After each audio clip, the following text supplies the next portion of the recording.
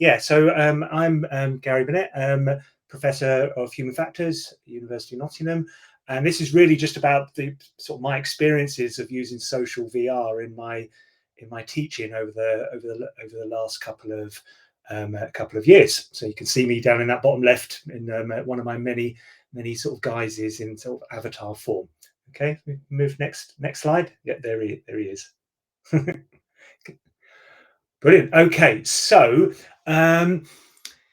yeah, there's obviously a lot of potential here for social VR in higher education, and the top two there in blue are particularly sort of prominent issues here. We've got on one side we've got the technology accelerating in hardware and software platforms, and on the other side here we've got the fact we've had all this disruption due to the pandemic, which has pushed a lot of people online. It's allowed more exploration of digital learning spaces, but it's also changed students' expectations and what they want from their education. And then you throw in all the sort of existing issues about demands on physical spaces with more and more students, concerns around sustainability. Buildings require energy, people moving, coming onto campus, coming to physical buildings requires clearly sort of energy as well. And then this whole area, sort of global learners. It doesn't matter where you are in the world. You may come to a space and be a community of learners on a particular topic. So from my perspective as a human factors, human computer interaction researcher, I saw this as an opportunity to be able to explore these issues in the concept of my teaching.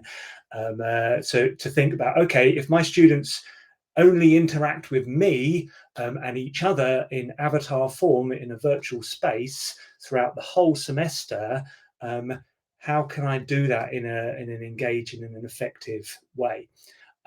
Okay, so this is where the sort of concept of Nottopia came through. Effectively, Nottopia is a virtual teaching island. It's sort of changed a bit over the last couple of years. It started off in 2020 as a single building, sort of in the top right there, on a Mediterranean style sort of calming environment, calming island. In 2021, it became more sort of bigger, became a sort of campus. Nottingham's well known as a medieval city, so it became a medieval castle that was floating in the sky. So that's the sort of middle picture. And it was basically used. It was the only real way that I interact with my students. It's sort of a particular module that's about simulation and virtual reality. So it very much lends itself to exploring these sorts of issues. 2020, I had 49 final year undergraduate and postgraduate taught students in engineering and computing. Because of how successful it was in 2020, I'm paying the price for that in terms of the numbers. It's suddenly become a lot more popular, my optional module, and almost doubled in size for this year just gone. Most students are accessing Nottopia on their desktop computers, laptops, occasionally tablets. 2020, the only students who could use a VR headset were those who happen to have them anyway, and I suspect more and more students will have them over time, sort of their own headsets. Because of the success, I was able to then get faculty funding for 15 headsets. I could lend them out 1 week at a time to students. Almost 40% of the students took up that offer and had a headset for at least a week during the semester, during the module. Okay, next slide, please. So what sort of things did I do in Nottopia? Effectively, 3 different things. There were pre-recorded lectures. I'll show you an example of one of those in a minute. This year, I started doing some of those live, just small scale, go through a few slides type mini lectures. The main activity was these weekly small group seminars where you'd be in working together, doing things like treasure hunts, show and tells. I bring in sort of experts from around the world to have fireside chats to talk about key topics, and we also had these sort of quite interactive design workshops. And the third thing, which actually is also pretty interesting, is that for them to come and talk to me instead of coming to my office, they'd come to my virtual office. I'm not sure if you can see that in the bottom right, but in this year's version of Nottopia, where it's more medieval, it was. It was a tent, sort of the tutor tent, where that was a private zone, so sound wouldn't come out, and sound wouldn't go in. So when you're in that with a student, you're having a private conversation, and the students really loved that opportunity to, to come and meet me in that way. And yes, this was all very highly social, and it's exploiting all the different possibilities that VR provides. Okay, next slide. Okay, so this should be a video, hopefully, that will play with me doing one of just a few 15 seconds of me doing starting a lecture.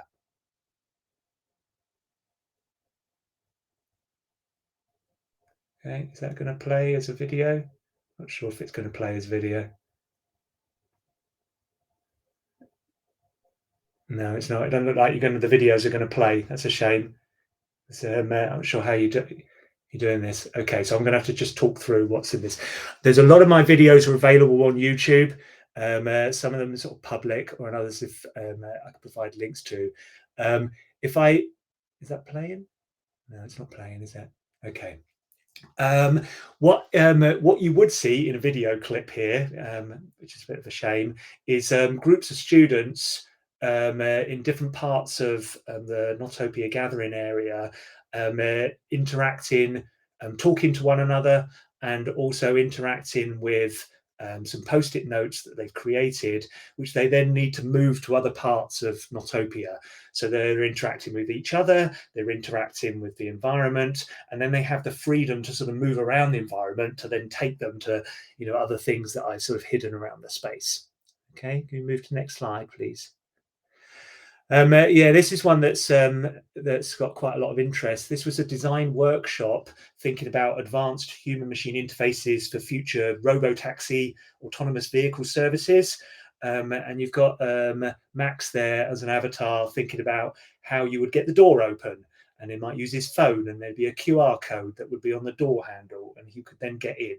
And you, in the video, you can see these students sort of deciding they're all going to get in the car and go for a little drive in there. Yeah, and they've got the power here that I can just bring in these sorts of objects and get students to engage with this world. Okay, sorry, move on. So yes, this has been a research project. Lots of data that's been collected along the way on both subjective and objective data. Next slide, please. Okay, this is really just sort of highlighting just with some of the data just in raw form with some typical quotes from students. What this does is, I think, highlight some of the key themes that come through here. The experience was overwhelmingly positive. The ratings from students were off the scale, really, really positive. And there's a number of different things going on here. One of them is gamification. Okay, we're taking the students sort of knowledge of 3D worlds and being in avatars, and we're bringing it to education. It becomes very interactive, can be particularly immersive, especially if you've got a VR headset on, and students there comparing that with teams. The freedom to move around the space is really important, because you can't do that sort of thing in the real world in the same degree at all. The actual environment itself can be particularly calm. It can be very easy and not so awkward for many people, particularly those who might be more shy, more introvert. The point bottom left is really important. You could talk to other people without feeling the center of attention. That's a really interesting issue.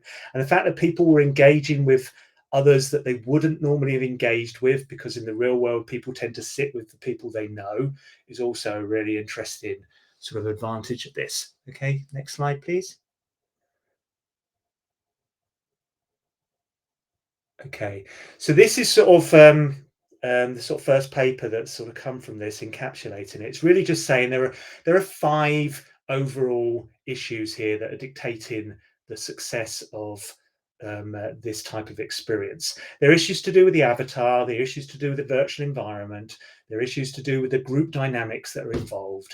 There's also issues to do with the type of objects that you have in the world, and also the magic that can be there. I'm just going to talk about 2 of them in the next couple of slides to finish off. I've lost all track of time, sorry. Hopefully I'm not going over. This is really saying that there are actually a lot of issues to do with the space that I sort of reflected on as I've been going along in this this learning process for me as well as for the students. There's a whole set of things about who's designing this space, who's actually then going on to build it, and what involvement do the students have in that. And I've allowed the students to modify things to an extent. And next year, I'm thinking I might actually allow them to create their own little sort of portal spaces that you can go to where they can then demonstrate work. So you get that sense of student owned. There's the there's what platform you use. There are many platforms that you can draw upon. There's whether or not you recreate real spaces that exist on campus, or do you start having imaginary spaces. That's an interesting debate. In that picture in the bottom right, you can see I had some 3D photosphere balls of real world spaces, and those are the different campuses of the University of Nottingham. You've got how functional or fantastical the world might be. You want it to be functional so you can do things in the world, but you can exploit the fantasy side and draw on students' curiosity as well, and motivation. How complex should it be? The number of polygons is really important in these worlds. The space is persistent. They can come there whenever they like. And that's a real powerful advantage. Do you keep the world the same, or do you change it? I themed Nottopia, so it was different for Halloween. It was different building up to Christmas. I could do different things in order to sort of make it more exciting for students to turn up each week. And yeah, this is essentially a case of human-centered design. The users are the students, the teachers. The context is driven by learning. Am I running out of time? You just come up. I can't hear you. Muted, yeah, sorry. I'm not sure if is it fine for you, or do you have another slide? I just 2 more slides. Yeah, probably just wrap up, I don't know, 2 or 3 That's fine. sentences. So there's just a lot to talk about here. I know, it's an exciting topic. You can move to the next slide, please. Okay, this is really just saying another big theme here is avatars. Okay, and 4 themes are emerging from this based on the interviews and the surveys, the observations. I won't go through all those, but just to highlight the bottom one, which I think is particularly powerful. Students have anonymity in these worlds, but they're still able to express their identity, and that anonymity allows them to give them confidence in the world. But there are dangers to that. There is a flip side to this. How do we know our students when we don't see them and we're not we don't have that same relationship with them? And just onto my last slide. This is an ongoing experiment. It's been really interesting doing this. There are many themes that will dictate the success of VR.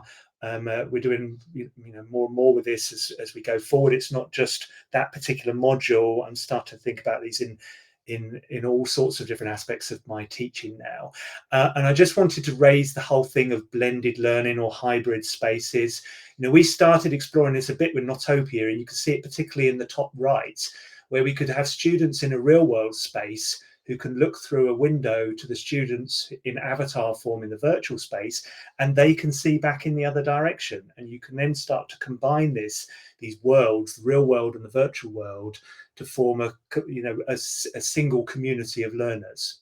Okay, I'll leave it there. I think this was just a closing slide. Great.